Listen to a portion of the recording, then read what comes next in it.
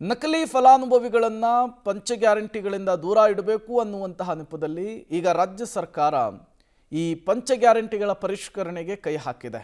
ಹೊಸದಾಗಿ ಅರ್ಜಿಯನ್ನು ಕರೆಯೋದಕ್ಕೂ ಕೂಡ ಮುಂದಾಗ್ತಾ ಇದೆ.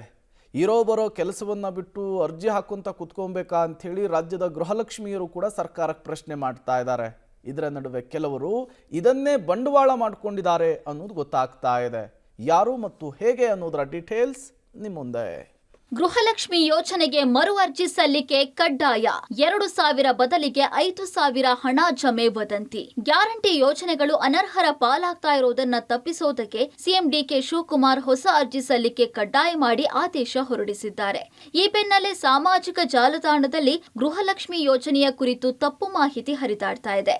2,000 ಬದಲಿಗೆ 5,000 ಹಾಕಲಾಗುತ್ತೆ. ಕೂಡಲೇ KYC ಮಾಡಿಸುವಂತೆ ಸಾಮಾಜಿಕ ಜಾಲತಾಣದಲ್ಲಿ ಕೆಲ ಪೋಸ್ಟರ್ಗಳು ವೈರಲ್ ಆಗ್ತಿವೆ. ಗೃಹಲಕ್ಷ್ಮಿ ಯೋಜನೆಯ ಮೂಲಕ ಅರ್ಹ ಫಲಾನುಭವಿಗಳ ಬ್ಯಾಂಕ್ ಖಾತೆಗೆ ಪ್ರತಿ ತಿಂಗಳು 2,000 ರೂಪಾಯಿಗಳನ್ನ ನೇರ ನಗದು ವರ್ಗಾವಣೆ ಮೂಲಕ ಜಮೆ ಮಾಡಲಾಗುತ್ತೆ. ಫಲಾನುಭವಿಗಳು ಮೃತರಾಗಿದ್ರೆ ಯಜಮಾನಿಯ ಮನೆಯಲ್ಲಿ 2-3 ಜನರಿಗೆ ಹಣ ಜಮೆಯಾಗೋದನ್ನ ತಪ್ಪಿಸೋದಕ್ಕೆ ಅಧಿಕಾರಿಗಳೊಂದಿಗೆ ನಡೆಸಿದ ಸಭೆಯಲ್ಲಿ ಸಿಎಂ ಈ ನಿರ್ಧಾರವನ್ನ ತೆಗೆದುಕೊಂಡಿದ್ದಾರೆ. ಮರು ಅರ್ಜಿ ಸಲ್ಲಿಕೆಯ ನೆಪದಲ್ಲಿ ಕೆಲವರು 5,000 ಹಣ ಬರುತ್ತೆ, ನಿಮ್ಗೆ ಅರ್ಜಿ ಸಲ್ಲಿಸಿ ಕೊಡ್ತೀವಿ ಅಂತ ಮಧ್ಯವರ್ತಿಗಳು ಹಣ ವಸೂಲಿ ಮಾಡುವ ಕೆಲಸವೂ ಮಾಡ್ತಿದ್ದಾರೆ.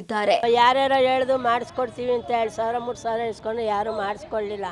ನಮ್ಮ ಹತ್ರ ಆಧಾರ್ ಕಾರ್ಡ್ ಒಂದು, ವೋಟ್ ಎಂಟಿ ಒಂದು 2 ಇದೆ ಅಷ್ಟೇ. ನಮಗೆ ಗೊತ್ತು ಬಿಡಮ್ಮ ಮಾಡಿಸ್ಕೊಡ್ತೀವಿ ಅಂದರು ಅವ್ರು ತಗೊಂಡು ಒಂದು ಇಬ್ಬರು ಬಂದು 1,000, ಆಮೇಲೆ ಇನ್ನೂ ಇಬ್ಬರು ಬಂದು 1,500 5,000 ಗಂಟೆ ಕೊಟ್ಟು ಕಳ್ಕೊಂಡು. ಸಾಮಾಜಿಕ ಜಾಲತಾಣಗಳಲ್ಲಿ ಹರಿದಾಡ್ತಾ ಇರುವ ಸುಳ್ಳು ಸುದ್ದಿ ಬಗ್ಗೆ ಆತಂಕ ಪಡಬೇಡಿ ಅಂತ ಬೆಂಗಳೂರು 1 ಗ್ರಾಮ 1ನಿಂದಲೂ ಮನವಿ ಮಾಡಲಾಗ್ತಿದೆ. ಅನರ್ಹರನ್ನ ಮತ್ತು ಮೃತಪಟ್ಟವರನ್ನ ಪಟ್ಟಿಯಿಂದ ಕೈಬಿಡೋದಕ್ಕೆ ಸರ್ಕಾರ ಪರಿಷ್ಕರಣೆ ನಡೆಸಿದೆಯೇ ಹೊರತು 5,000 ಹಣ ಕೊಡೋದಿಲ್ಲ. ಜನ ವದಂತಿ ಸುಳ್ಳು ಸುದ್ದಿಗೆ ಕಿವಿಗೊಡಬೇಡಿ. Prakash, public TV, Bengaluru.